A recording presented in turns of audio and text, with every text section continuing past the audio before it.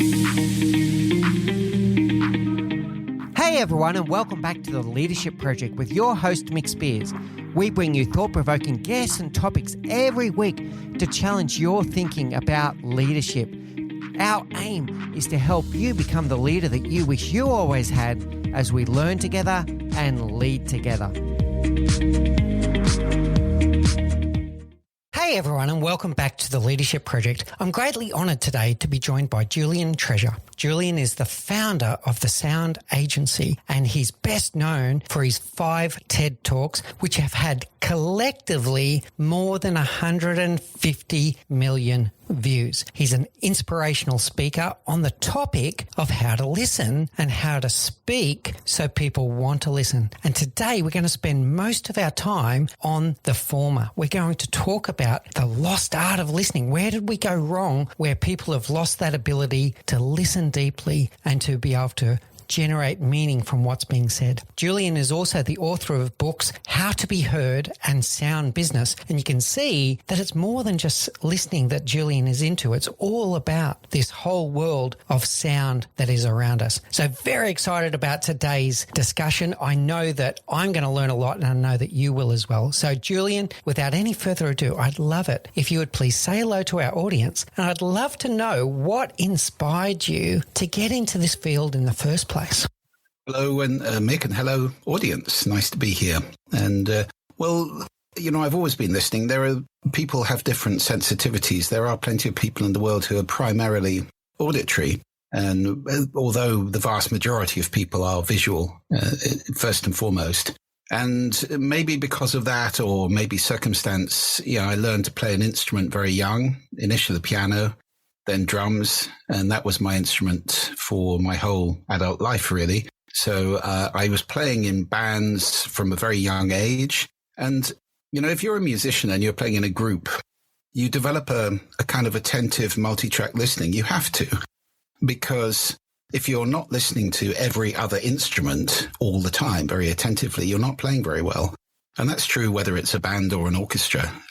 So it's this kind of attentive or really full multi-track listening that you develop. And I took that through into life, as I think many musicians do. Actually, it's quite interesting. It's now known that musicians have slightly larger brains than non-musicians. They develop one area in particular, and it makes them more capable of doing a whole range of mental tasks. So it's good advice to anybody listening to this to practice an instrument, take up an instrument, just join a drum circle or a choir or something, because playing music, actually making music, is really good for your brain as well as your health and your social life as well. So that was there all the way through my life. And I went into marketing in the early 80s, started in an advertising agency, which, I'm not sure the age of the people watching this, but some of them may know Saatchi & Saatchi Garland Compton, which became a famous agency in the UK. And then I went onto the other side. That was buying advertising. Buying advertising space. I was a media executive there. And then I went on to the other side of the fence, selling advertising in a computer publishing company, rose up to be an ad manager, then started my own business, producing customer magazines, what they're called. Custom publishing, I think in America they call it, producing magazines for brands to get their message across and engage in a deeper conversation with their customers.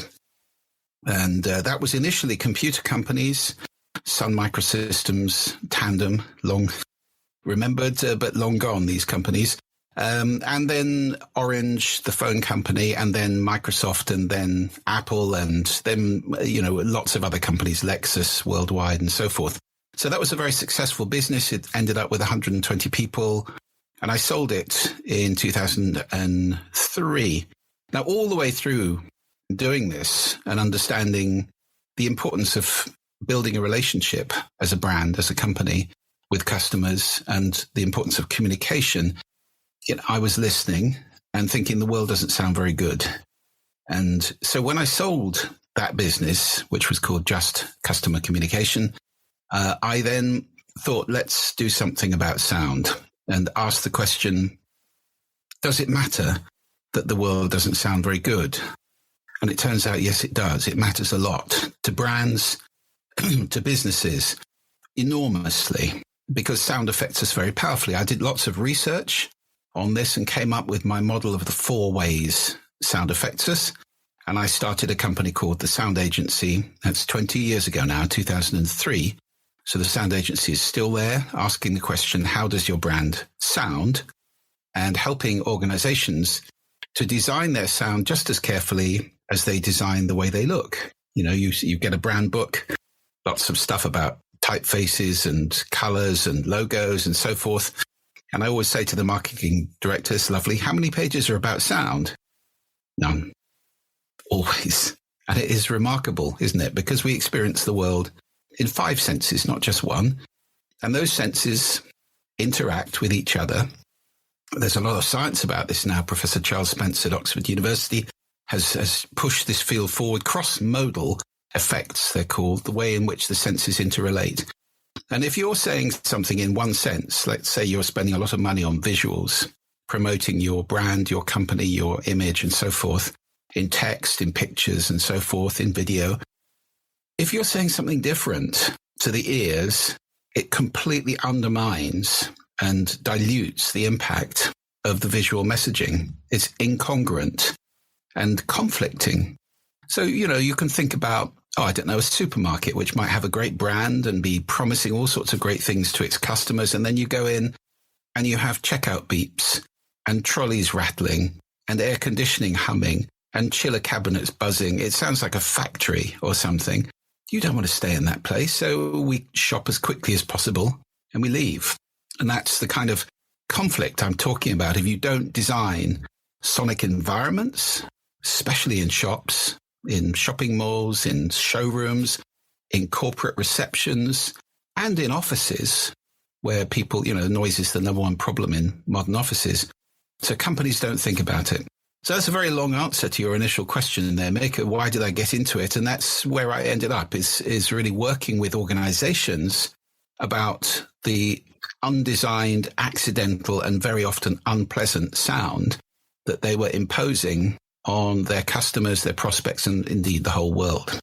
It was a long answer, but it was a great answer, Julian. And I'd like to unpack just a little bit of it and then get deeper into this art of listening. So first of all, congratulations on your success of the Sound Agency. Congratulations on your personal success around your TED Talks. One of your TED Talks is top 10 all time. You're really inspiring people to take listening and their communication skills very seriously. When it comes to those company brands, companies with strong brands do understand that. I think everyone listening to this show right now would instantly recognize Netflix intro, Intel logo, audio logo, etc. And the interesting thing you said was about the experience, the multi-sensorial experience. If I'm going to go into a luxury shop, I'm not going to expect heavy metal music to be playing. I'm going to expect a luxury environment. But if I am looking for that punky edge, whatever the case may be, my audio experience needs to be congruent with the brand I'm trying to project. Is that the message that I'm taking away there? Absolutely right. I think great brands are all about consistency, and that's over time as well as across the senses. So, it's a great exercise, anybody who's listening to this, to close your eyes once in a while, especially if you're secret shopping or understanding the customer experience. I mean, phoning your own company up is a really big ear opener very often, because I think there's more business lost through automated call handling systems, which are designed by technical people and don't pay any heed to the fact that older people don't like press 1 for this, press 2 for that. Often the options aren't comprehensive. Usually there's no option to talk to a real person. I mean, the polite thing to do is always have an option to talk to a real person and a wait time on that, or a callback option. We'll call you back. We have an aging demographic everywhere in the world, and a lot of people hate these systems and find them very frustrating. I understand why they're there, but they can be managed so much better than they generally are. So that kind of, I don't know how many managers actually phone their own company up pretending to be a customer and have the experience. I mean, I phoned my health insurance company up. I'm a customer, right? I phoned them up the day before yesterday, and it was an hour and 10-minute wait time to talk to somebody. Now, that is just not acceptable in the modern world. I know I can do something else, and I did, but it's still not good service. And they didn't tell me it was going to be that long. They said it might be 10 minutes. So that, the lies that we get, we're experiencing unexpectedly high call volumes. Bullshit. You've downsized your call center is actually what's happened. Or you're being very successful, in which case, good luck to you. And you can actually try and get that message across being honest. But lying about wait times is like the eternal, taxi. It's just round the corner. That one. It's not helpful. It does not give a good, robust and trusting relationship at the end of it. So, I think we have to get these corporate bullshit pieces out of our ears and just be honest. We're really sorry. We haven't got enough people to manage calls at the moment. It is going to take a long time. Here's a callback option, and just put that in there for goodness sake. So, that kind of secret shopping, listening to your business, go into your offices. As I said earlier, noise is the number one problem in modern open plan offices. When people are trying to do concentrated work, quiet working, and there are conversations around them, you may have noticed we have no earlids, and we're programmed to decode language conversation for 100, 200,000 years probably we've been using language. So it's very primal, and it's very difficult to switch off, and you can't understand two people talking at the same time. So that's why somebody talking absolutely squashes the little voice you're trying to listen to in your head when you're trying to calculate or write or whatever it might be. So, I've been into the BBC many times in London in their relatively modern office in Regent's Park, Regent Street. And what they did was take a huge building and hollow out the middle. So there's a big hole in it, 5 stories high. And at the bottom of that hole on the basement floor are the journalists. And they're all sat next to each other. And they are driven mad when they're trying to file copy on a deadline, trying to write something good. There's people around them talking all over the place. No offices, and all that space above, which could be floors and, spreading people out a bit so they can concentrate. So, architects, is my 4th TED Talk was about this. Architects do not design with their ears. They design with their eyes, because that's how they win prizes and get commissions. And unfortunately, they leave behind, in many cases, buildings which are simply not fit for purpose because of the acoustics or the densification, where people can't work. And I'm talking not only about offices here, but schools, where many people simply can't hear their education. Hospitals, where noise levels are 12 times the World Health Organization recommended maximum. And you can't sleep in that. And sleeping is how we heal. So, I think we could transform healthcare outcomes overnight virtually by reducing the noise levels, really having a push on this, which is mainly about staff behavior and training and sensitivity. If the staff are listening, they won't unclip a ring binder click, at the end of the bed at 3 a.m, waking you out of rapid eye movement sleep, or have phone conversations, or shout to somebody 10 meters away instead of walking up to them and quietly talking to them. So these are just things that happen all the time. A few years ago, I did a sound audit of Johns Hopkins Hospital in Baltimore, Maryland, a very famous hospital, and the noise levels were terrifying everywhere. Pre-op, terrifying. Post-op, how do you recover when you're surrounded by this din? Mainly, I have to say, of alarms going off that everybody was ignoring. They have a thing called alarm fatigue in hospitals, because if you unplug one of those bedside monitor things, it starts to beep because it thinks the patient's died. Well, they all know it.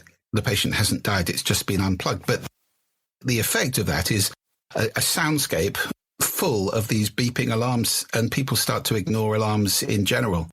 So it's quite dangerous, actually. And we need to really do something about training people just to be sensitive to sound there. It's not only there, it's in business in all aspects of human life. The more sensitive we become to sound, the more we design it, think about it, the more effective and successful our enterprise will be.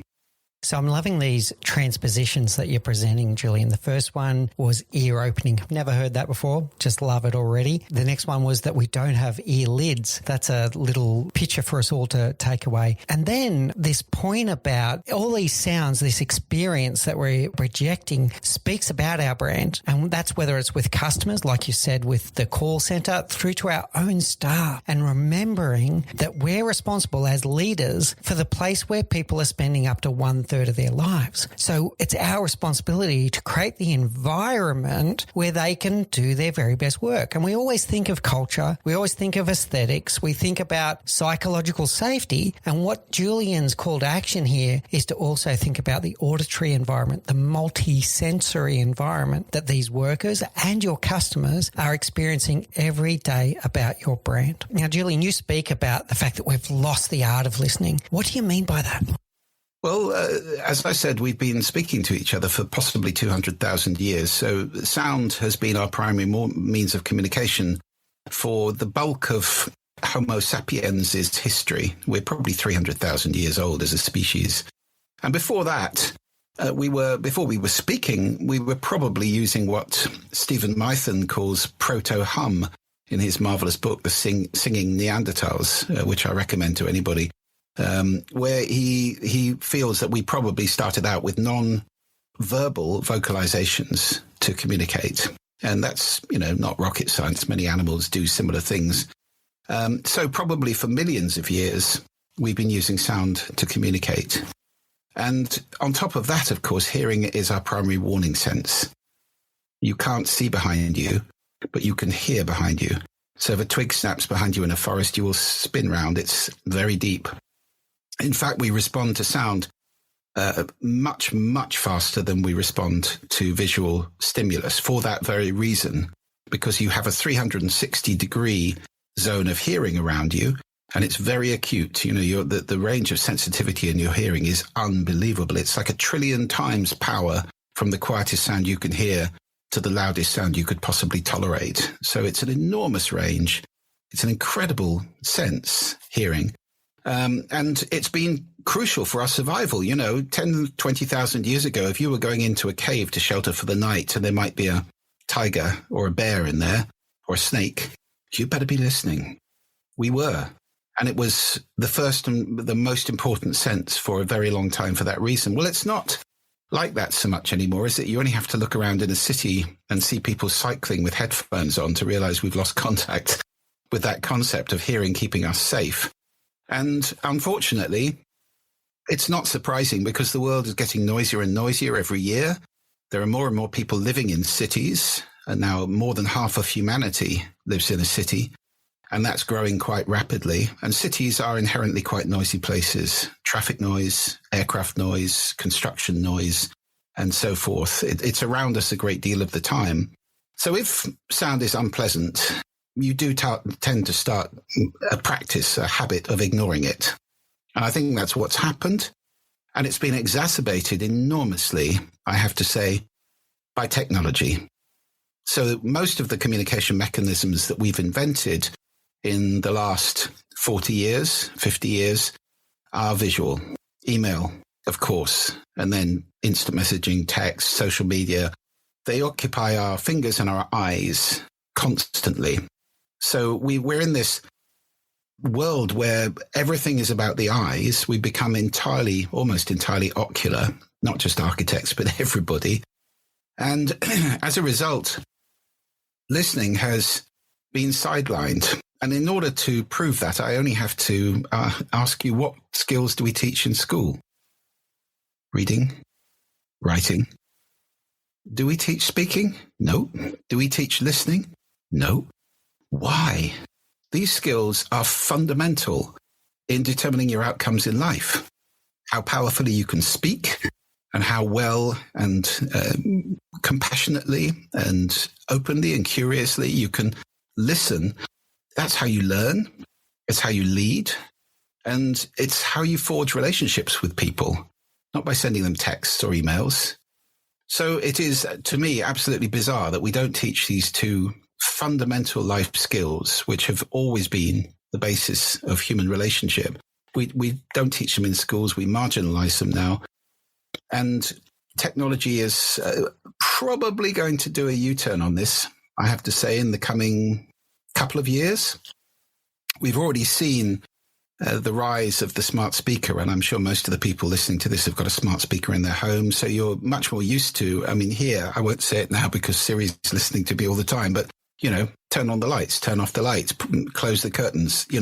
We have a lot of that stuff in our house, and I'm sure lots of other people do, and it's very convenient to be able to, change the color of the lights and so forth without getting out of your seat. Whether it's good for our health, I'm not so sure. But that's just the tip of an iceberg. We have AI coming, for good or for ill, even AGI coming. And as a result of AI being embedded into these systems, we're talking about Siri becoming much, much smarter, and Hey Google and Alexa and all the rest of them. So that it's more like, Jarvis in Iron Man, where you can actually have a real conversation with something that's responding to you intelligently, as opposed to just reading lines of a pre-prepared script. And that changes everything, because I think we'll be moving to a future where apps and constantly looking at our hand and tapping on a screen will really cease to exist. Unless we absolutely want to look at somebody's face or a piece of video or something like that, it'll all be done by speaking to devices, to AIs and so forth, and listening to them in natural language. So, thank goodness, all of those typing in PIN numbers and double checking your identity and typing in a 6-digit code somebody's just sent you and, bouncing from one app to another to do things, that'll be gone. It'll be, hey, Fred, or whatever you call your AI. I want to go to Brazil next week, leaving on Wednesday. Could you check out flights and coming back on Sunday? And by the way, could you book that restaurant I was in last time and see if Alfonso is free to join me for dinner on Friday? That kind of instruction. It'll all be taken care of, and Fred will come back with options and you'll discuss it, and Fred will have all of your biometric and financial information and be able to do all the transactions for you with other AIs. So the world's going to become much more auditory. We'll be speaking to these things and listening to them much more than looking at them, which hopefully, I do have a hope there's a benefit here, which is that we may start to prioritize speaking and listening a little bit more, perhaps, than we have in the past, notwithstanding the fears that many people, me included, harbor at the moment about unbridled development of AI and whether it might just think we're bugs and squash us, which is eminently possible. That's really interesting, Julian. The thing that you said about hearing is one of those senses that's 360, yet we're so visual today. We're very visual. We look at what's in front of us. But you're saying that it's a 360 immersive experience when we're truly listening. Your points about AI in the future, that does worry me a little bit, I have to say. I can see the benefit that you're talking about, which if I've picked it up well, you're saying that a auditory world will force us or push us to get better at our listening skills. That listening it always has been a superpower, but it'll become an elevated superpower. And then we have to work on the clarity of our communication, because if we're talking to an AI, we need to then fine tune what we're trying to get that AI to do. Now, let me share where the fear is, because I see the positive for sure. What about deep fakes? We're starting to hear about voice recognition software being able to be faked by an AI-driven voice. Will that be an issue into the future? Massive. Unfortunately, the history of these things is that when you have a technology, the people who are going to do something bad, just to use a very pejorative word, or illegal or not helpful with it, they move faster and they spend more money than the forces of law and order, who are always playing catch up and trying to, put fingers in dikes, really. So yes, deepfakes are going to be a huge problem. I mean, there's a technology I use a lot, which you may have come across as well, and I recommend to anybody. I don't get paid for this. Descript, which is an American software platform, which is absolutely revolutionizing the art of audio and video editing. And, has allowed us, for example, to transcribe a podcast like this and then edit the words, and it automatically edits the audio and video to suit, and it can remove filler words from an hour's podcast in 1 second, and so forth and so on. It is an amazing tool, and it has the capability to mimic your voice, to synthesize your voice. So you read a long passage to it, and you can do that in various styles. You can have yourself happy, yourself gleeful, yourself angry, yourself depressed, whatever it is. And you create different personas of yourself, and then you can write something and have it read it as you. And it's very realistic. Now, Descript are very careful about that technology not being misapplied by being applied to somebody else's voice, but there are a lot of less scrupulous people out there who are not bothered by that. And it's now possible, unfortunately, with even apps, to take a relatively short sample of somebody's voice and then start having them say things which they would never wish to say. And incidentally, Mick, I have to say it's also true for video. So, deepfake is going to be a massive problem unless we can come up with possibly a blockchain-based method of watermarking valid content. Then we're going to be in big trouble for two reasons. One, people can cause you or me to say and do things we never would and destroy our reputations. Two, people who do go out and say and do bad things can say, that wasn't me, it's a fake. And how can we prove it? So evidence is going to become increasingly questionable. So for both of those reasons, yes, it's going to be a huge problem, and we really need to invest, possibly using AI to help us. We need to invest a lot of time and effort in finding some way of validating real content.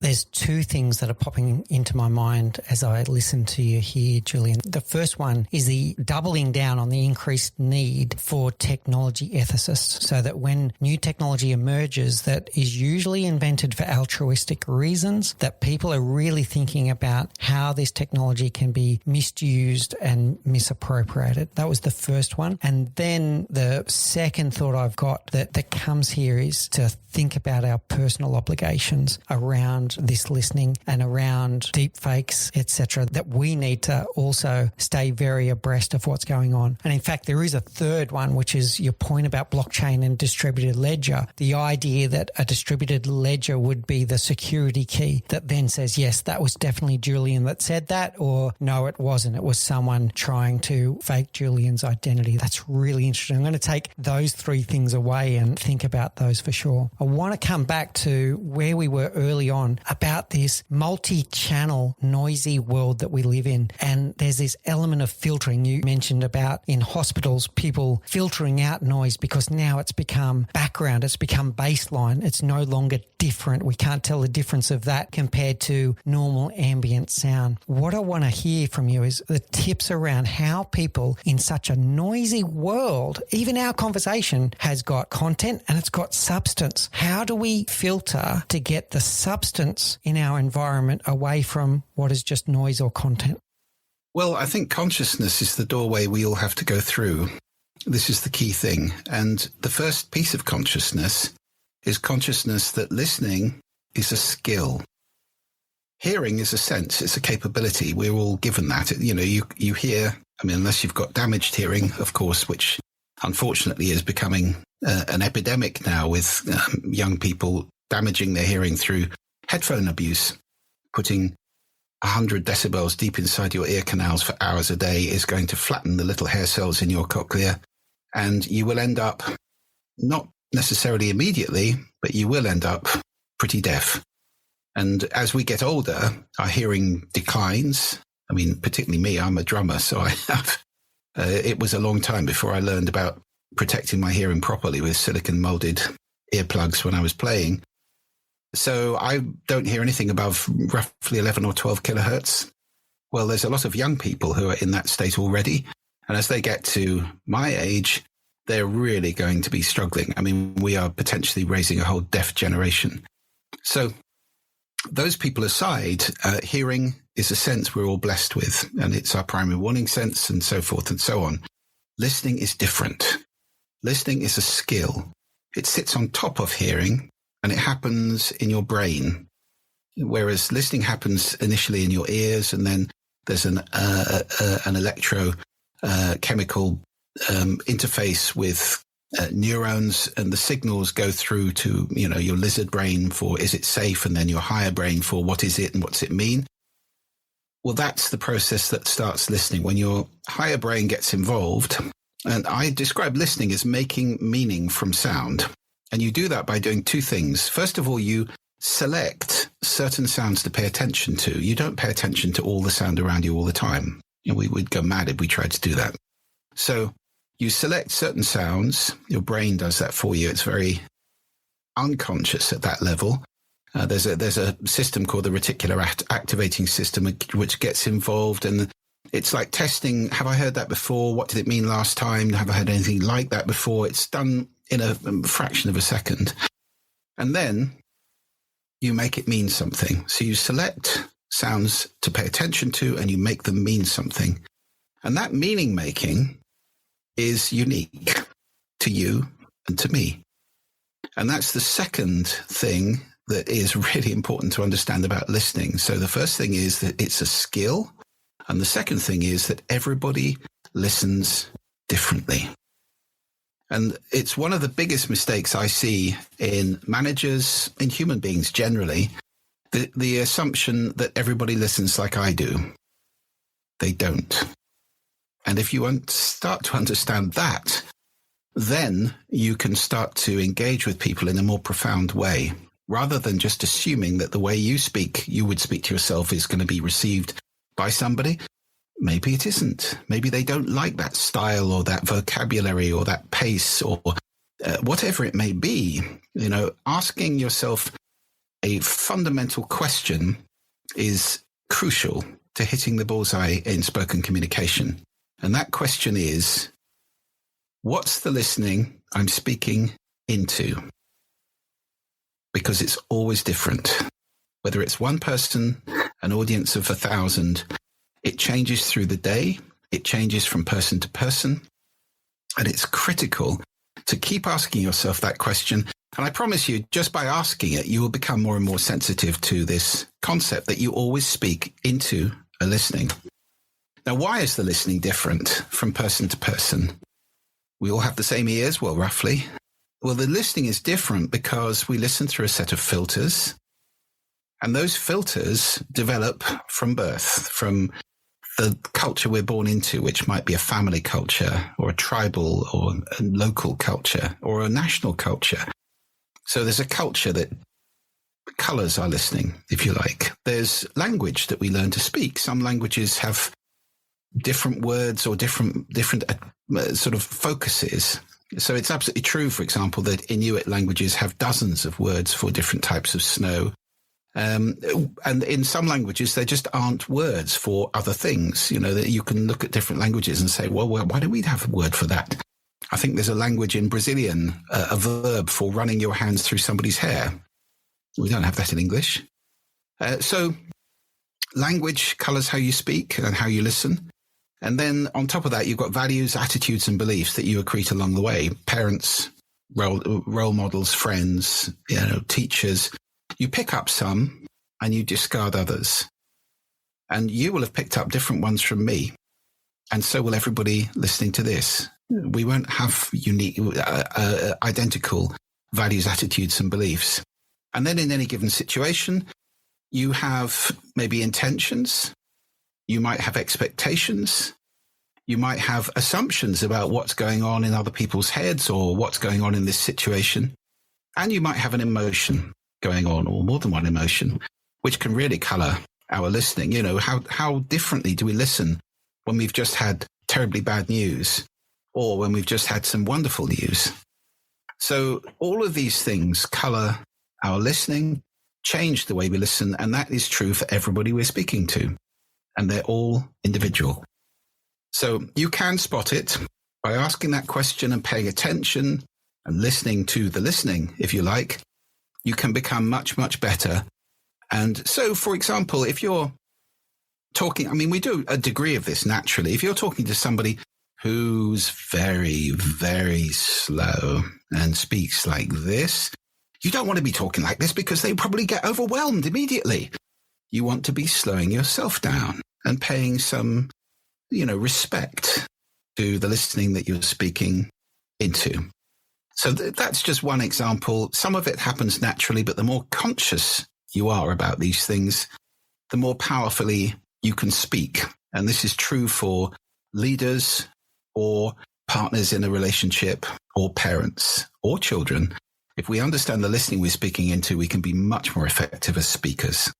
There's some really powerful takeaways there, Julian. So hearing is what our ears do, but listening is something that we need to do. It's a skill. It's an intentional, conscious act to be able to generate that meaning from the sounds that are coming into our ears. And the fact that it's individual, I think that's a huge takeaway for today. And I want to unpack that a little bit more. So you mentioned that, sometimes we can have two nations divided by a common language where a phrase in the US means something completely different to the UK or Australia. That's a given, but it's what the person is taking away. So I'd love to throw a few problem spaces at you, Julian, and see how we go. So I'm going to share one that's actually a little close to home. Let's say that there's a hypothetical organization who every 6 months they do their employee satisfaction survey, and the survey keeps coming back and the employees say, we don't understand the company's strategy. And the executive, all in unison, let out a sigh and go, again, we give an update on the strategy at every town hall. We're doing this all the time. How are they not hearing us? So my question here is, when the message is not landing, where is the issue? Is it with the listening or is it with the communication in the first place? Well, I mean, it could be both, couldn't it? My question there would be, how are the management not hearing the workers? And, it's all very well for them just to say, we don't understand it. Well, the big question is why? And that's down to sitting down with them individually and saying, okay, this is what you had. Now tell me the problems. Tell me in your own words where the difficulty is. Which bit don't you understand? Or is it the language? Or is it, that you don't agree with it? Or, whatever. And in fact, I wouldn't even say that last lot because that's steering them. In therapy, for example, I mean, there's a wonderful model for active communication, which I really love. And it's got 3 parts. Part 1 is reflection. So you're sitting with a person, ideally. It could be a room full, but maybe one. And you're saying to them, okay, and tell me why you don't understand the strategy. And they say, well, this, that, and the other, that and that. And then you say, okay, what I heard you say is, and you repeat exactly what they said. Not colored, not interpreted, not helping them to express it a bit better, which is what, as managers, we're so prone to do. Let me just help you with that. I don't think you quite, got the gist there. What you're really saying is, no, none of that. You repeat exactly what they said. That's called reflection. Step 2, which is the most important step of them all, and which is so often forgotten, is validation. Okay, so you said that. I don't agree with it, but I totally understand why you would say that. It makes sense to me that you would believe that. Now that is the secret to peaceful coexistence. And indeed, listening in a democracy, I've been on TEDx stages and said many times, listening is the sound of democracy. Because if we are going to coexist with people with whom we disagree, even if we disagree with them quite profoundly, then we need to be able to listen to them and validate them. Whether we say it out loud or we do it inside, I can understand why they would think that. That's compassionate. That is about understanding other people, not simply saying they're wrong.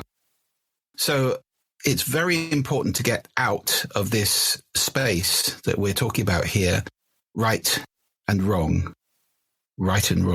because human beings love being right. It's one of the 2 huge tendencies that really gets in the way of communication. The other one is looking good, by the way. So we all like to look good, which tends to make us preen and, show off a little bit and maybe pretend we've read a book we haven't read or, whatever it might be. We all do a bit of that. But, if it becomes a driver in our communication, like somebody comes on stage and what they're actually looking for is to impress and to get lots of affirmation, it's transparent. You can tell. And, for any public speakers out there, I have a secret to share with you. It's not about you. It's never about you. It's about the gift you're giving to the audience. And we can come on to the 4 foundations of powerful speaking in a minute. But Being right is even more destructive than looking good. You know, the American counselor and author Harville Hendricks has a wonderful quote. He said, "You can either be right or be in a relationship." And I think there's a lot of truth in that. You know, and he says you can't cuddle up with being right at the end of the day. So being right, the easiest way to do that, of course, is to make somebody else wrong. And if you're in this kind of zero-sum game where the righter I am, the wronger you are, if that's the basis for a conversation with somebody who hasn't understood, it's going nowhere at all. So it's dropping the being right, and it's really seeking to validate. Okay, I can really see why that was hard for you to understand. That makes sense to me. And the third stage is a kind of synthesis where you put the problem on the table in front of both of you. Now you're aligned. You may not agree, but you're aligned and you have an understanding. You say, well, what can we do about it? Have you got any suggestions? Or here's my suggestion in the light of your very understandable stance. So that, indeed, also for negotiation, of course, is a wonderful way to be, because somebody will feel heard with the first stage, reflection. With the validation, they feel understood and valued. And to be heard, understood, and valued is the three things, or are the three things that we want in a relationship. So I think, I hope that's given some frame for, the way that conversation could go, as opposed to, oh, these guys, they're just idiots. We're spoon feeding them and they're not getting it. If you're going to get the ball over the net, then you need to understand what's on the other side, really. So what I'm hearing here, or what I'm taking away, I should say, is that all of this communication is a dialogue, and hopefully not an asynchronous dialogue where it's just communicating in one direction at a time. Hopefully it's a back and forth, this reflection, this validation, this understanding that you're talking about here, Julian. So what I'm looking here is to make sure that there is a common understanding of what's being said. I'm hearing listening without judgment, which doesn't mean that you have to even agree with what they're saying, but you're acknowledging what they're saying, and you're sharing with them that you can see their perspective, whether you agree with it or not. And I'd probably throw in there, it just popped into my mind when you were talking, Julian, about clean language, about making sure that when you are reflecting back, that you're not imposing your own value system on them, that you're truly reflecting back how they feel and what they're experiencing, what they're thinking, what they're doing. What role does clean language, do you think, play in that, Julian? Yeah, I'm a big fan, actually, and I wrote about it in my book, How to Be Heard. I think it was developed by a New Zealander, wasn't it, in therapy, the concept of clean language, which is asking unweighted, unsteering questions. What did you have for breakfast today? That's a clean question. But the alternative, which we'll do so often, is, did you have the cereal or the eggs for breakfast? Well, that's an alternative close. And it's not a clean question. So, yeah, practicing clean language like that is very powerful, again, for management. I mean, there are times when we want to sell. There's the old styles of management: tell, sell, consult, join. There are times when we want to sell something very hard to people, and it may be a tough ask. There are times when we want to consult with them, when clean language would be much more appropriate. And times when we're joining, when, again, clean language takes us out of the equation and doesn't set us up as right or bigger or better or more senior. If you're joining people in that way, then you need to be very much at their level and listening to them. I did an interview for the book with Hiram Smith, who was chief executive of the 7 Habits organization. And he said that if they hadn't listened, there was a guy on a production line who had an idea. And if they hadn't listened to him about his idea, a very humble guy just said, what, can we do this?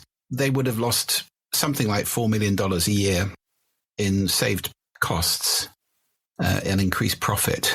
So they did listen and they made the change, and it worked. So in any organization, listening to even the humblest person engenders a sense of pride and self-worth in the person. And it also allows the free flow of information and ideas. And the information, whether it's good or bad, must flow. I'll tell you a story to illustrate this. I sold my business to a big advertising group, and the London-based agency of that group was run by a guy who was ferocious. He was known to be really scary. And in fact, to the point, he was so shouty and scary that people were terrified of taking bad news to him because he would often shoot the messenger. And the result was they stopped telling him the bad news. They hid it. And they started making up good news in the sense of, we've won that account. No, you haven't actually. Or we haven't lost that account. It's just on hold when it has absolutely been lost. And this got so bad that they had to restate 3 years worth of accounts because it was nonsense. The whole organization was resting on a fictitious, a fantasy of what was going on, simply because this man was so frightening that people wouldn't tell him bad news. And they just had to generate good news to tell him, otherwise they were in trouble. So, being that kind of dictatorial, aggressive right, making people wrong, it's one of the 7 deadly sins I talk about in my TED Talk, is judgmentalism or condemnation. The kind of person whose child will come back from school and say, I got 95% in the test. And they'll go, what happened to the other 5? Nothing's ever good enough. And a very damning kind of castigating. I don't know if you ever saw the film Whiplash, but the teacher in that film has a wonderful quote. He says, something along the lines of the 2 most damaging words in the English language, good job. So praise sometimes is very necessary, and being open to ideas, to information, is how an organization becomes innovative and responds quickly to all of those brains. How many brains have you got in an organization? And they're all, hopefully, if you've got them aligned, pointing in the same direction, facing the same challenges, coming up with the same, coming up with solutions to the same problems. So listen to them, and you can gain so much. There's many things flooding into my mind as just saying this, Julian, and psychological safety is a key one about that ability to respectfully challenge, and where the benefit of speaking up outweighs the fear of doing so. That certainly pops into mind. And I think of Tim McClure's quote about the worst fear of any organisation should be when their most passionate people become quiet. That's certainly popping into my mind. I'm also thinking about diversity. We have a huge push at the moment in the world around DEI, diversity, equity and inclusion.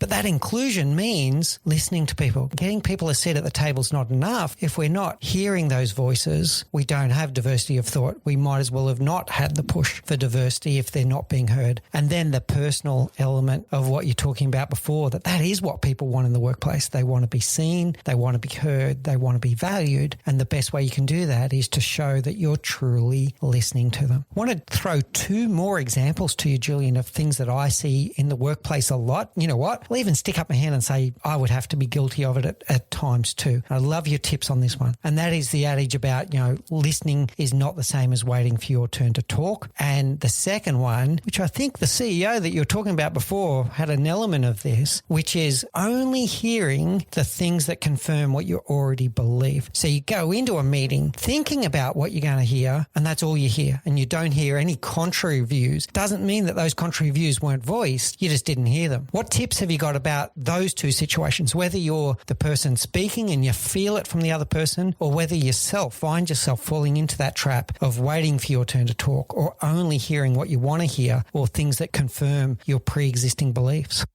Yeah, on the first one, this comes back again to consciousness, actually. I call that speech writing, which is when you're actually writing your next brilliant bit of monologue while this inconvenient noise is going on in front of you. That's somebody else talking. And it tends to give rise to the rather rude kind of, anyway, move on to what I want to talk about, which is just dismissing somebody. And it's not pleasant. It tends to leave people feeling marginalized, dismissed, disrespected. So it's very important to be conscious, and listening as a practice is akin to meditation, if you like. Scott Peck, the American author who wrote that wonderful book, The Road Less Traveled, said, you cannot truly listen to another human being and do anything else at the same time. Now, that very much speaks into the faux partial listening that we do a lot of the time. No, I am listening to you. No, you're sending a text. That's not the same thing. I mean, a lot of the time it's a always on multi-track, fast, high pressure world. I grew up in my first job in the 80s. I was writing ad spots with a pencil on a big sheet and rubbing them out when they got preempted. We wrote letters to people and we expected a response back a week later. It was a much more gentle pace of life back then, as opposed to now you send an email and, they haven't responded. What's going on 10 minutes later? So there is this pressure, which leads to people like sitting up in bed at 11 p.m. next to their partner doing their email instead of talking to their beloved. There's a great book by Nir Eyal called Indistractable, which I commend to anybody, especially entrepreneurs or people who are on a fast track career. It's very easy to get out of balance with this stuff. And that's part of this thing of, wanting to be heard. My TED Talk on speaking has been seen by 5 times as many people as my TED Talk on listening. So it's that raging desire to be heard that's causing that kind of speech writing in us. And it's a question of taking a deep breath and stilling yourself and being more in a meditation, really giving that person the respect and the gift of your whole attention and trusting that you'll come up with the right thing at the end of it rather than, preparing it all the way through. So that's the answer to the first question, I think, or a big part of it. The second one is about what I call listening positions. Listening positions, where you can listen from different places. We get used to listening in one way in our life. And it's those filters I mentioned earlier, they get fixed in a position. And there are as many listening positions as you want to make up. I mean, I'm not going to dictate them, but I'll give you one example. A range of listening positions typically would be from critical listening, which is what people probably are doing all the way through this podcast as they listen. It's like, I didn't know where did you get that from? Don't agree with that. Oh, that's interesting. Oh, I might use that one. The little voice in your head that's going all the time. The one that just said, what little voice is he talking about? That little voice. So that kind of critical listening, which is assessing, testing, almost marking the person out of 10 for how well they're doing this, that kind of approach, very useful in business, maybe not so useful when you go home. But we can get stuck in that kind of assessing, critical listening position when it might be more useful to move into perhaps a listening position that you could call empathic, where you're feeling the other person's feelings, going onto their island, really being with them and making sense of what they're saying for yourself and feeling it with them. So that's a couple of listening positions. There are many, many, many spectra, many different listening positions, and it's all about becoming conscious of your own filters and how they may be set. What have I grown up believing? One of the first exercises I do with people in my course and indeed in my book, so both the online course and the book start from this kind of point, is writing down your values. Now, it's amazing to me how many people have never written down their values. And if you don't have a clear idea of your values, what you believe in, your North Star, as they would say in corporate speak, then how do you test decisions? Is this the right one for me, or is that the right one for me? It's much easier if you have a clear set of values, maybe 4, 5, 6 that you can remember, not 25, because you'll never remember that lot. So for example, mine are faith, love, acceptance, and gratitude. And they are easy to remember because they spell a word flag. I have a terrible memory, so I love acronyms. And those are the things that drive my life. And those are the things that I can assess any decision against. Now, if you don't have a clear set of values, if you don't reflect on the filters that you developed over your life, whatever they are, then it's very difficult for you to challenge them. And you'll tend to be stuck in a bunker in a listening position that's been the same forever. Well, I've got news for you. There's a door in the back of the bunker. You can exit and you can walk around to a completely different listening position. Men and women, I don't want to get into gender politics here, but there's lots of books on the subject of gender communication. And it's pretty clear that brains are wired differently. Women's more across the corpus callosum, men's more backwards and forwards. Hence, are they myths? Are they true? Multitasking is easier for women and so forth. That we listen in slightly different ways. Men tend to listen for a point, to solve something.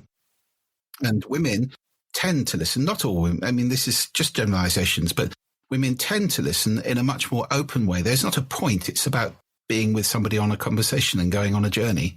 And it doesn't have to have a point or a destination.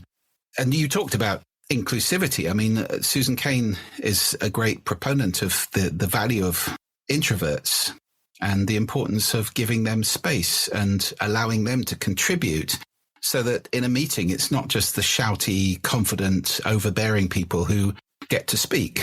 And again, we have to be conscious in order to draw the best out of different types of people. And we now have neurodiverse workforces at last recognized. Not everybody is the same. And the listening is very different in somebody who's neurodiverse, who's on the spectrum, for example, where we have to think about the design of our spaces to make them not so jumbled and cluttered and, overbearing. And, not just for neurodiverse people, but, going back to the workspace, there are many different types of working we've now recognized. I've worked with Professor Jeremy Myerson on a documentary for BBC Radio 4 which I called The Curse of Open Plan. So you can see where I'm coming from. And that was very much about recognizing different types of work and creating spaces where people can take themselves off to do quiet working or social working or, whatever it might be, water cooler conversations. You need to cater for different, whatever your organization is, different work styles, different work modes, and give people the spaces to do it. It's called activity-based working, and it's now become much more of a trend in modern office design, thank goodness, than a one-size-fits-all open plan every square inch and just have people in serried ranks of desks. I'm hearing lots of amazing takeaways here, Julian. The first one was about mindfulness and presence. And we all know when someone's not truly listening and they're on their smartphone and they're distracted, etc. And it is disrespectful and people don't feel heard when you do that. And second, you're not picking up the key messages. You're going to miss so many things if you're not mindful and present. The second one was coming back to that word intentionality. So how am I showing up as a listener today? Am I showing up to be critical, as you said? Am I showing up to be curious? Am I showing up to be empathetic?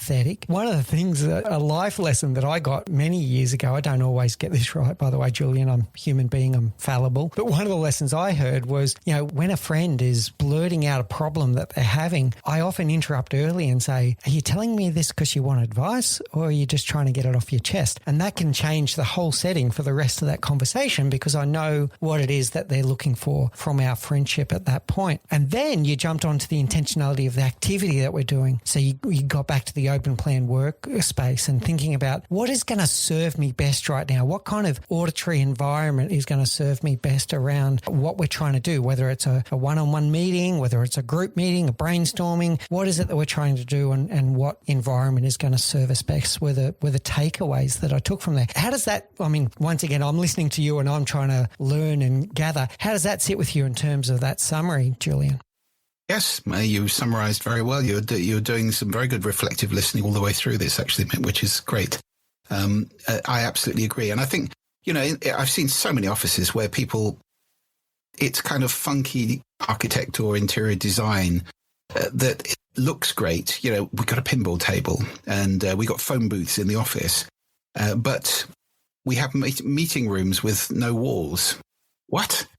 And a sales team right next to them who are really lively and vibrant. And you're trying to have a quiet meeting pitching to a client in that situation. No.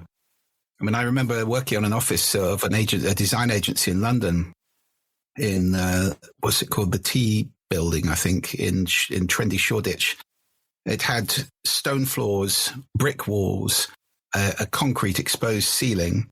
And they were going to put a kind of cafeteria right in the middle of it. Oh, my goodness. You'd have to tell people what shoes to wear in a place like that and give them headphones if they're going to do any work at all, which is not ideal for, social interaction. So, funky visual design often in my experience, unfortunately, doesn't work and creates spaces that are just not fit for purpose. Thank you so much, Julian. There's been so many great takeaways from today that I'm going to personally listen back to this several times, and I hope the audience does as well. Tips about how we can work on our listening skills to make sure that we are intentionally and consciously listening, that we're not just hearing, that we are using this as a skill that we'll build as a muscle in the way that we lead and the way that we show up in our workplaces. And then I didn't expect this, but I was so blown away by everything you shared about the environment that we set as leaders around things like office design and thinking about the environment that we're creating for our workers so that they can do their very best work. So thank you so much, Julian. I've absolutely adored our conversation today. I'd like to now go to our 4 final questions. These are the same questions, Julian, that we ask all of our guests. So what's the one thing that you know now that you wish you knew when you were 20? Yeah, I just thought about this. Actually, I didn't have a lot of time to think about these before. And I think it would be that family is much more important than money or success. You know the old adage of nobody ever says on their deathbed, I wish I'd spent more time in the office. So, I spent years as an entrepreneur working ludicrous hours and seeing very little of a young family then. I've got another young family now, and I'm so thrilled to be working from home, which we can do a lot more than we used to be able to. And so, I'm there at bath time. I remember the head of a very big company sharing with me, almost tears coming out of his eyes, that as he'd built his company, he'd been staying in London through the week, and he'd never seen bath time of either of his children because he always got home way, way, way later when they were in bed. Well, is it worth that? So I think I would say family and balance. Keep that at all costs. The rest of it, it's money. And money doesn't make you happy. I mean, enough money you need, yes, by all means. But lots and lots doesn't make you happy. It's all the evidence shows that what makes you happy is relationships, and in particular family relationships, and doing service for other people. So that's what I probably wish I'd known when I was in my 30s. Yeah, thank you, Julian, for sharing that. It's a really strong message, and it makes me jump to another thing, which is we've just been speaking to, are we listening to our team? Are we listening to our loved ones? That's another great thought to take away today. Yeah, definitely. I mean, anybody listening to this, let me give you one exercise to do when you stop listening to this, if you're at home or next time you're at home. Put everything down and give your loved one 100% of your attention. That means looking at them, doing nothing else, not speech writing, just listening to them. And you might get the response, what are you doing? Because we're not used to that kind of intensive listening. But it's a wonderful gift to give to somebody, and it can transform a relationship if you start doing that. Love it. Absolutely love it. Second question, what is your favorite book? I would say any of the books of the Culture series by Ian M. Banks. I grew up loving science fiction, and I think, he's sadly missed. I think he has got the most extraordinary imagination of any writer that I've ever come across. And all of the Culture novels that he wrote are stupendous. So you could pick one out of, I think there are like 12 of them. Marvelous books. I don't know that one, so I'm definitely going to look into that for sure. And next one is, what is your favorite quote? There's a couple of things. I think I'd say in the light of our conversation, the context of our conversation, there's a quote by Barack Obama. I will listen to you, especially if we disagree. Now, that's so rare in the world now because social media tend to take us out validating ourselves. So we listen to the people we agree with. There you are. I knew I was right. Thousands of people agree with me. Yeah, but millions don't, but you're not listening to them. So you get these silos. That's where we get these kind of conspiracy theories, these pockets of people with ever more ultra views reinforcing each other. And it's very sad. So I think it's really important to listen to people with whom you disagree. And if nothing else, you can then practice validation, can't you? I totally disagree with you, but I can understand why you think that. I do seriously worry about algorithmic bias in the world and around social media. And I do go out and purposely seek views contrary to mine so I can have a richer understanding of the world. But then if I do that on social media, my feed is then kind of full of those things. So it's really interesting. All right. And finally, Julian, I'm sure people have got many takeaways from today's discussion and they'd love to know more about you, your work. They may want to take some of your courses, buy your books, whatever the case may be, or it might be an organization looking to engage the sound agency about sound and branding, etc. How do people find you if they would like to do that? Well, you've got both of these. So those are the websites, and I'd be delighted to hear from anybody. JulianTreasure.com about me, whether it's speaking engagements, trainings, coaching, or the course, which is 7-hour course with 9 separate chapters, all about speaking and listening, a video-based course. That's available. And the sound agency, of course, if it's about audio branding or the sound of an organization in any way. There's one I didn't put up there, actually. I was instrumental in launching a business called Mood Sonic, which is now out on its own and doing really, really well globally. And, you know, as part of our conversation on workplace sound, that's what Mood Sonic does. And it creates innovative sound. It's generative, which means it's not recorded. It's created live by a computer. So it doesn't loop. And it's nature-based, largely nature-based. And that's based on tons of research now, which shows that nature sound is actually good for us and good for our concentration. And it also can be quite useful as a masking sound in, you know, blurring the conversations you don't want to listen to around you, so improving productivity. So that's at moodsonic.com if anybody's interested in pursuing that. So there we have them, juliantreasure.com, thesoundagency.com, moodsonic.com. Enjoy. See you there. Outstanding, Julian. Thank you so much for your time today. I certainly feel richer from our conversation today. I've absolutely, sorry to use the pun, but I've treasured our time together. You are indeed a treasure. Thank you so much for sharing your insights and your wisdom. Well, thanks for having me.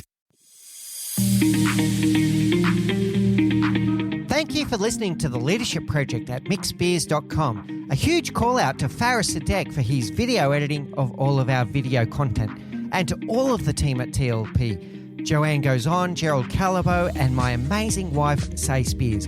I could not do this show without you. Don't forget to subscribe to the Leadership Project YouTube channel, where we bring you interesting videos each and every week. And you can follow us on social, particularly on LinkedIn, Facebook, and Instagram. Now, in the meantime, please do take care, look out for each other, and join us on this journey as we learn together and lead together.